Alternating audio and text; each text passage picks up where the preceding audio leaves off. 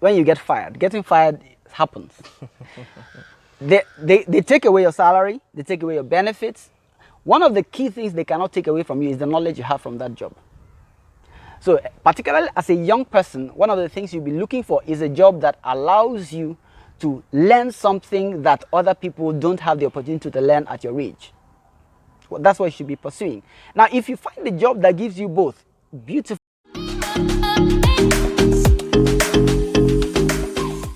Welcome to a new episode of Entrepreneur Hustle, where we bring you all the informative and educational information all about entrepreneurship and how to move your business to the next level. Today, we have a very special speaker in our midst. We have with us Mr. Kenneth Igiri. He is going to give us, in fact, I'm not going to tell you what he's going to do. I'm just going to leave it to him to introduce himself, tell us why he's here. Then you'll find out that there are many forms of entrepreneurship that you can take yourself through as a young person. You can still do your career and still be an entrepreneur. So stay tuned. So, Mr. Kenneth, welcome to the show. Thank you. Can you tell us something about yourself? Okay, my name is Kenneth Igiri, and there are many sides to my life. There's the side of IT. A lot of people know me as an IT person. I've been in IT for about 14 years now. Wow. I've done business too. I've done business alone. I've done business with people. I've done multi-level marketing, 3 types, you know. And I currently try to also encourage people who are in business or who are trying to do business to push forward, and I look for resources to help them. Also, I write, and that's one of the other critical aspects of my life. I've written about 4 books now. Yeah, wow. They're all on Amazon, and I have some of them hard copies here in Ghana. And I'm a family man. I'm a father of 2, married to 1. I got married in 2015 here in Ghana. I'm from Nigeria. I'm wearing my native wear today. So those are basics about myself. So wow. If you want to dig deeper, I'm here. Your basics sound very deep. So the first question I'm going to ask is, how do you keep yourself together mentally? Because as we are growing up, as a young person, as you are growing up, you seem to put yourself in a particular mode. Okay. So how did you become an IT? How did you move from IT to business to family? How do you keep yourself mentally together to manage all these different aspects of your life? Okay, I think I am driven by primarily a sense of purpose in life. I do not believe that the universe came by accident. I believe that God created the universe and He created each and every person with a specific purpose. So I believe that God has a purpose for me. So I try to find things that allow me to express that purpose. If I find that there is a gift in me, I try to explore it to see, okay, am I able to speak? Let me explore speaking to see how I can help further my purpose. Am I able to write? Let me explore writing. I got into IT because I am a graduate of electrical and electronics engineering. And one of my earlier interests was to do, circuits, electronic circuits. I used to do a little bit of that with the 555s and some of the chips when I was in school. But I thought to myself, well, at that time, I thought that, okay, it may not be very lucrative, or it may not be, how do I put it? I may not reach as far as I wanted to reach if I pursued electronics in this part of the world. Of course, at that time, the way I was thinking, I didn't consider the aspects of maybe traveling out and doing a course outside. That was my thinking at that time. So I decided, okay, if I go into hardware or computer software, I'm more likely to make an impact. So that's when I got introduced to what is called wireless networks and routers. I began to do a little bit of networking. I did the Cisco thing back in 2009. There's a gentleman I still respect him called Agim Ikwen. He introduced me to a networking generally. I did Wi-Fi. I've done 120 feet climbing. I've done these towers. I've done the towers, the masts and the antennas for Wi-Fi. That time, Wi-Fi was now becoming very popular, and we had the 822.11 ABG. I did all those configurations, Orenico radios and all that. Wow. But after a while, I got the opportunity to work for Airtel in Nigeria. Okay. And where I got the opportunity was because even though I was good at wireless networking, at that time I wasn't exposed to the opportunities that got me a lot of money. So it was, okay, go here, mount this radio, get them connected. It was basically small companies. So I got the opportunity to work for Airtel. The opportunity was around service management. Service management is basically about what you call IT infrastructure library. So I was on the service desk, take calls, walk through first level support. If it doesn't work, then I escalate and all that. So I used to do all that and then write some procedures and all those kind of things. After that, I decided I want to do something more hands-on. So I moved into application support. I started doing things like Oracle Discoverer. It's a reporting tool. I started doing things like there's a Hummingbird document management system. I did a bit of that. Then eventually, about 2010, I went into SQL Server. At that time in my company, SQL Server is actually a database, but it wasn't being, a lot of people don't consider it a very, well, at that time, a very robust database. So my DBAs were handling what you call Oracle. So what's your DBA? Database administrators. Sorry. My database administrators, those are people who don't see them at all in the front end, but all the data, they manage all the infrastructure that store your data from almost virtually any platform, whether it's telecoms or whether it's banking or whatever. Okay. So they are the back end, making sure that your data is safe, secure, and performing efficiently. So you meant your SQL? I meant the DBAs in my company at that time. Remember, I was an application support person. Yeah. So the DBAs in my company at that time did not work with SQL Server. Okay. So we were working with SQL Server as application guys. Okay. So that's why I began to learn. That's when you started using it for the first time. Exactly. That's when I began to learn how to manage. That was about 2009-10. Wow. Yeah, so I did some of the exams. Yeah, it's a long time ago. Yeah, it's actually 10 years, 10 right? years ago, it's a decade ago. So that's when I began to learn it. My first exposure was the version 2005. Wow. So I learned, I did the formal training and exams for 2008 version. The 2008 version. Okay. And then moved on from there. So let me interrupt you a little. Yes. Is there somebody watching us right now who is maybe trying to learn these things by themselves? Yes. So I want to ask, did you learn it by yourself? For the most part, yes. So you were all these applications, you were self-taught? Yes, for the most part. Wow. Yeah, there are very few times when I had actual formal training, particularly in the early years of my career. Wow. There are very few times. So a lot of things. When I did my Cisco, I read by myself. I read the whole book 3 times. It's about 600 pages. Wow. Now, and I had to write the exam 3 times actually, because I never believed in dumps. There's something called dumps that people used to write exams where that's just past questions basically. Okay, if you're able, because the way the IT exams are done, you have a pool of questions. So when you go to write the exam, they basically randomly pick from there. So if you're able to get the entire pool and you cram the answers, you are likely to pass. Yeah. So I didn't so much believe in just cramming dumps to pass. You actually wanted So I wanted to the knowledge. So a lot of times when I want to write an exam, I have to read the whole book, maybe once or twice. And these are IT books, maybe 600 pages, 800 pages. You have to read this through, and then coupled with your hands-on experience. So that's basically, it was 600 pages, meaning you read it about 1,800 times. Well, no, I said I read 3 times. It was 6. Okay, yes, Yeah, 1,800 pages. 1,800 pages. I mean, there are books bigger than that. I'm not like the most powerful reader. But it's easier to read a storybook, which is 1,800 exactly. pages, than a textbook. I can tell you it's much easier. It's very so it's difficult. much easier.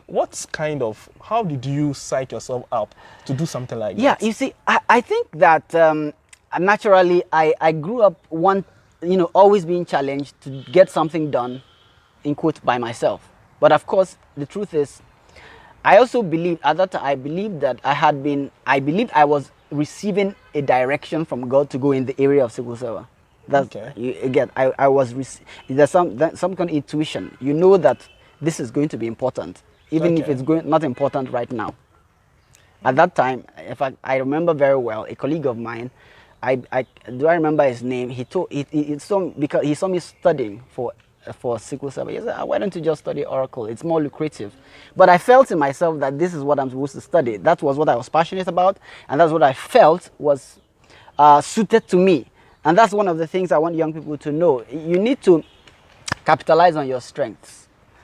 You don't always pursue money alone. Capitalize on your strengths. Eventually, it will pay off. So, you spoke about getting a skill that is profitable. Yeah. So now you have the skill. You have a skill that's profitable. Now you have the location problem. How do you what's the process of doing the research that brings all these three together that allows you to maximize your strengths to make money from it? Okay, I think I will summarize that by talking about the fact that you can always look for opportunities. For everything that exists on this earth, it's varying levels. It may not be making you a millionaire or a billionaire, but there is a reason why it exists. There's somebody that needs that service. The point now is, if the direct delivery of that service is not revenue generating as such, there may be a side cake or something related to that gives you access to resources. It's just like people who do NGOs. Okay. You may not make money direct from the NGO in terms of directly from the service you are offering, but people see the value in what you're doing and are willing to part with money to sponsor you as a a social entrepreneur. Yeah. So there are balances. You have to now look for the opportunity. What is this thing of it? Fundamentally, it has to be of value, but the question becomes whether the monetary aspect of that value is as you would expect. So if it is not as you would expect, you now explore what are other things related to that. And I mentioned the example of writing books. Yes. Some people do not make money from selling books directly. Few people make money from selling books directly. Some people, the way they make money as an author is basically by becoming speakers. Yes. And your books become your reference point. Your books, the knowledge from you becomes your content that you're delivering. Your books become your business card. Your business card, if you wish. Like I think Bernard Club used to say something like that too.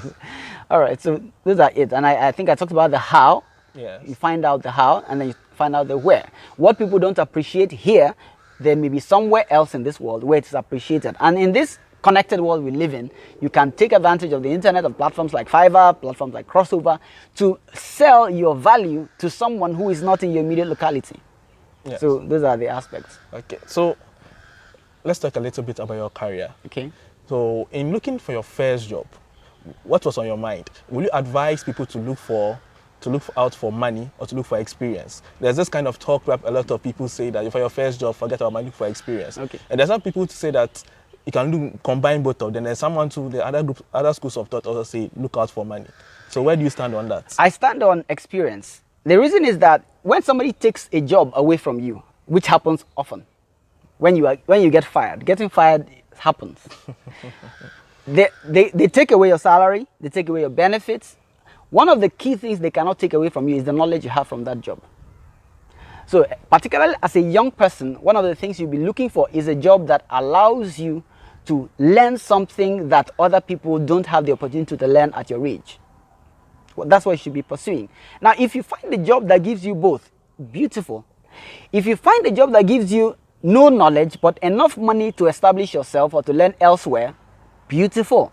But you should start out looking for a job that will expose you to enough knowledge that you are confident in yourself to stand on your own. If you need to stand on your own, the only thing you take away from that workplace is what you know. And that gives you capital for the future. As a young person, it makes more sense as a young person because at that time, you can afford to live with your parents. You probably don't have children, so you can afford to know that, okay, it's myself. I'm taking care of myself alone. And you can manage it for first maybe 4 or 5 years of your life with the knowledge you get. And this is practical. It's not motivational speech rather. It is practical. There are people who I work with today. When they tell you their history, you know that they had the opportunity to get to where they are because they spent time accumulating knowledge. And it happened to me too.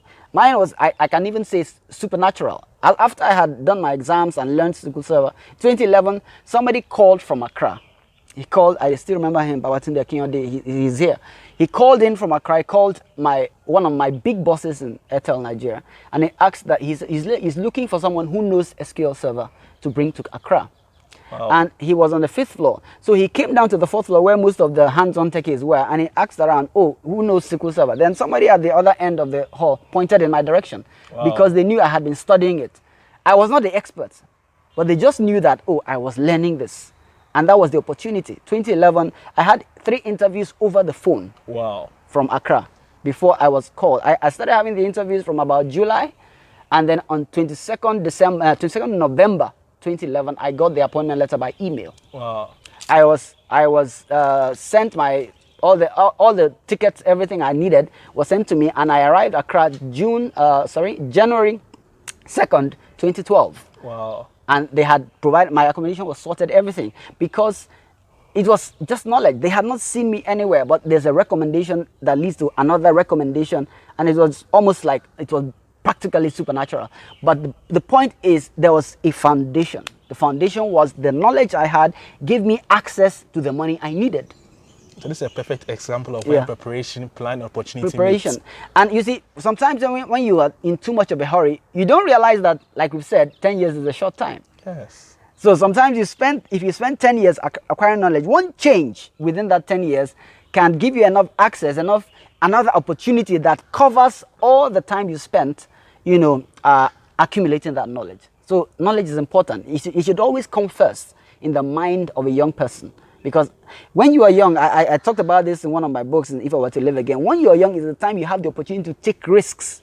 Yes. Even if you don't want to do work for someone and you want to do entrepreneurship, when you are young is the opportunity you have to take. You can take risks. You are by yourself alone. You don't have to worry that, oh, my son won't go to school or whatever. Take those risks at the young age. When it is time for you to reap the benefits, you can reap the benefits with your family. You have taken the reverse thoughts about what is going on in society right now. Because, when people finish schools, tertiary education mostly, the first thought they want is a secure, safe job. Then later, maybe in their 30s, 40s, that's when they start to live out their passions. You are flipping the script. Well, I think that the aspect of secure and safe, especially in this day and age, is not guaranteed. In 2020. There's something called VUCA. The current age, volatile, unpredictable, the C and the A, what do you call it? I've forgotten the full meaning, but it basically means that there is so much uncertainty. Yes, your U is uncertainty. There's so much uncertainty, there's so much complexity, the C. There's so much volatility in our system today that you cannot tell me that you're going to get a safe and secure job. In 2 years, the knowledge you used to get that job is probably going to expire. So what should be aiming at is, am I still relevant at each stage? You don't look for any job that you feel once you're there, you're relaxed. There's no such thing anymore. So then, for somebody who is a career person, we want to give advice to people. A lot of students will be graduating this year. Some will be entering into national service. Those who will be finishing their national service also will be looking for other jobs to go to. What one advice can you give to those students looking at their career, what to do with their future? Most of them have this kind of thoughts on their mind. Yeah, because you asked a question about career, not just a job, it's a different thing. Okay. You see, when you ask a question about a career, there are many things I have to say about that. First of all, we've said it, seek knowledge first. And when I say seek knowledge, I'm not saying just seek knowledge and then once you land one big job, you feel that you're okay. It's not true. Your big job can become irrelevant. So even while you're in the big job, you need to learn more, learn the new things, learn what's happening. And one of the things I have learned, and I've told you my history, I have touched many areas. Yeah. It may not always be the best. If you're able to start planning your career from the beginning and say, okay, I want to be a network person, I want to be a cloud person, I want to be a programmer, it's good for you to pile up the knowledge and let your knowledge be deep. It helps you that when you get to a certain point, you want to branch out, you already have deep knowledge in one area that you used to branch out, that you now grow to the next level of your career and so on and so forth. It's good to have a plan. For a lot of us, we saw opportunities and we took advantage of them and we were able to do okay.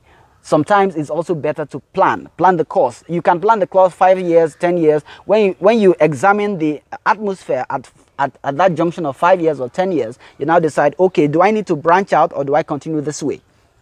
After that period, you have gotten deep in a particular area. You have a number of, you mentioned the database administrators that you have working under you. Oh, okay. Okay, that is, I was mentioning the database administrators that were working in the company I was working in while I was in SQL Server. Okay. Yeah, but in terms of working under me, I had the opportunity to manage a team of about 16 people. 16 people. But that's here in Accra. That's here in Accra. And it was really interesting because then you are not just doing technical work, you are now doing management. Yes. You have to deal with, oh, I can't come to work today because so and so happened. I am ill. You have to do with managing shifts. You know, you have to do appraisals. You have to deal with difficult people. Sometimes you have to deal with difficult people and all that. So that was another interesting experience. That's the management part, being able to handle people, being able to endear people to yourself. And I learned a lot about it. Is in this day and age, sometimes when we think of being a boss, we think of tactics of scaring people, threatening people, sacking them and all that. Intimidating people, you know. But if you want to really be a great leader, you need to learn how to endear people to yourself. You need to learn how to accommodate the failings of people, because you have your own failings. You need to learn how to motivate and coach. Motivate means people don't always want to work. Yes. You need to give them a reason to, and the reason is not always threatening them with being fired. You need to give them motivation. You need to show them a picture of their own future that will help them. There's something called Maslow's theory of needs. You know, the pyramid. Yeah. Abraham Maslow, right? Yes. And at the base of it, it's survival. It's okay. I want what I'm going to eat, and the truth that you will find out as a leader, as a manager, when you employ people at the beginning, they are okay with what I'm going to eat. After a while, they start asking themselves, what is this job worth? What is it worth? You know, after they're getting their salary, but they are not satisfied. So you need, as a leader, you need to take them to the next level and to the next level until the point at which they can do something as so well because they are even willing to do it free. There are people today, there are certain kind of jobs they're willing to do free because they have gotten to the peak of that pyramid where they are doing something for self-actualization. You've just brought me to my next question. Yes. So among all the people that you manage, I mean, you have seen people with different characters, some with different qualities. What 3 qualities to you are the most important qualities that make up an ideal employee? An ideal employee should be respectful. Respectful. Should be a team player.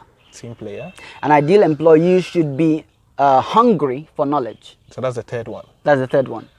You put knowledge. Why did you put knowledge at the third and not first? Well, I didn't. I wasn't thinking about it in terms of order. But you see, I think in terms of working as an employee, attitude may be more important than skill. Attitude may be more. It's even the quest for knowledge is an attitude. If an employer wants to work with somebody whom he can trust, who will not give him stress, he can teach skills. Skills can be taught. Yes. But in the context, you seek knowledge because you want to have opportunities. But if we want to work with people, one of the key things you need to have is a great attitude. Because attitude brings up things like loyalty. There are people in certain environments, they're always complaining about the boss, always complaining about the company. Meanwhile, the company is giving you money every month. And all you know to do is to complain. The truth is, a great attitude makes you easy to work with. A great attitude, opens up the access to knowledge. If I have a bunch of team members and I have someone who wants to resume by 8 and close by 5, he has something else to do, I would rather share my knowledge with a subordinate who is showing interest in the work he is doing, who is showing respect to me, who is showing, showing the aspects, those things that characterize a great attitude. Sometimes that's what gives you access to even more knowledge or more opportunities. Sometimes opportunities come before the knowledge. Sometimes opportunities come, and then you with your attitude, you're able to acquire what is necessary to fill that role. Wow. So in the context of working for someone or working in a team, your attitude is critical. Wow. So let's digress a little. Yes. So from how you appear to be right now, you look like a man of strong character. You're mentally stable. You're emotionally stable. So let's go back 10, 20 years ago. How were you how was your childhood? Is it how you were when you were a child? Did you always have this strength, emotional stability, strength of character? I think I grew a lot. I think I grew a lot over the years. Growth is like that. I think it boils down to the right attitude too. You will grow and you will learn things. You will learn things by relating with people, by trying out things, by working with people and so on. Life is about learning, and if you want to move properly through life, you need to be ready to learn. And learning is not just about school. There are many things I've learned after school. There are many things I've learned outside of school. There are many things that a school can never teach you. Yes. So you need to be open enough to learn. And I spoke about it again in one of my books as well, about being able to learn from the environment, being able to learn by traveling, being able to learn by relating with people. There are many things that if I had the opportunity to repeat them in my relationship with you, I wouldn't do them. There are aspects of my early life which I would say that I was naive in the level of which I trusted people. That changed as I grew and learned. You know. You have been organizing a lot of entrepreneurial programs. Okay. Can you mention that? What's the genesis of it? The first one you organized. Okay. And why you organize it? Okay. Basically, it's not a lot. It's just two. Well, it's just two brands, but just two brands. The first brand was Sharkshive. Sharkshive was a concept I did with a number of partners that I worked with, and Sharkshive was an offshoot from what we actually wanted to do. Our objective was to look for young people who had enough drive, because we were all in our various workplaces, who had enough drive to carry on a business and would be able to buy into the business, to own parts of the business and equity, and support them in growing. So Sharkshive was a platform of identifying potential people. Wow. Basically, that's what it was. So we offer them the value of inviting speakers to speak about entrepreneurship, doing a mentoring program, because we wanted to do a mentoring program for them where people who are older, whether in corporate or business, could also help them to grow their business. And then in exchange for that, they allow us, if they want, to buy equity from them. So what we are trying to do is be able to do business while still working.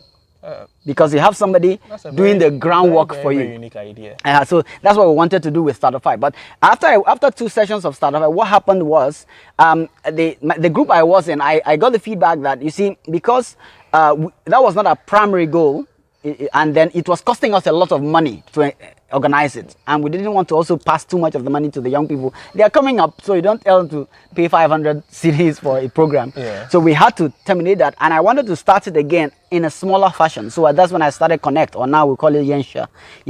We started Connect at Yenshia. Yes, I tried to translate it to Chui because I wanted it to be African, because I am Pan-African, so to speak. I believe that we have something to offer, and I always favor people who are doing something locally that can be presented globally. So Yenshia is like a community where we are forming small groups where we can encourage each other to do well and to help each other get opportunities to do more, and enhance collaboration, B2B collaboration, where we are saying, what can I do to help your business grow? What can you do to help mine grow? And I decided to go it myself with a few friends as well, and also provide myself a platform to market some of the products I market. So it's two ways. I try to market. I don't charge for Yenshia this time around, but I want people, I try to move, raise funds for it through the products like my books and my multi-level marketing products. I'm a part of a system called Long Reach.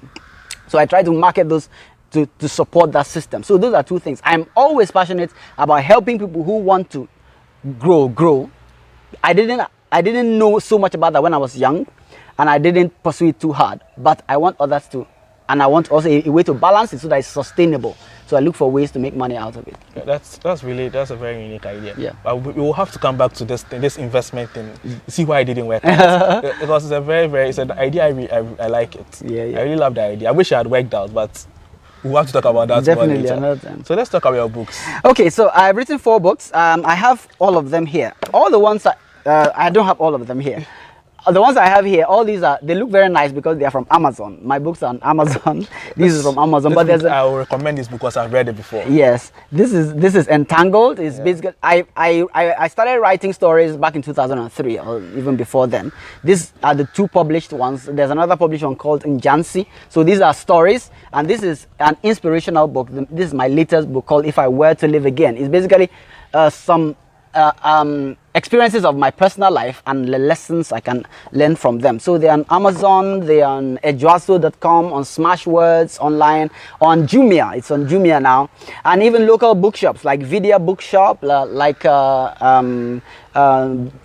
it used to be called Dreams and Visions. I think we changed it. And then we have it on at Kokumlemnik Challenge Bookshops. And then at what do you call it? East Legon, Citrus Bookshops. You have Citrus, yeah, I think they call them Citrus. So you have it a number of places around Accra. You can get it for yourself. I mean, you find it unique. Any one of them that you pick up. They are very, very interesting books. Yeah. Looks like you from the books. When I read it, you approach real life stories, like real life situations, real moral values, by writing them through stories. Yes, very, very educative. Yeah. That's what I got when I read the book. Yeah, precisely. So it's real. I wish it was in a movie form. I've actually tried that. Okay. So where can we find you? Oh yes, if you Google Kenneth Igiri, you will find me. I'm on YouTube, I'm on Facebook, I'm on Instagram, and I'm on Twitter, but mostly Facebook and YouTube. I have a page for myself, and I have a YouTube channel where we share what we do at the Asia and what I do personally, some of my book reviews, and where I talk about my books as well. Okay. So thank you guys for watching, and we'll see you next week. Thank you.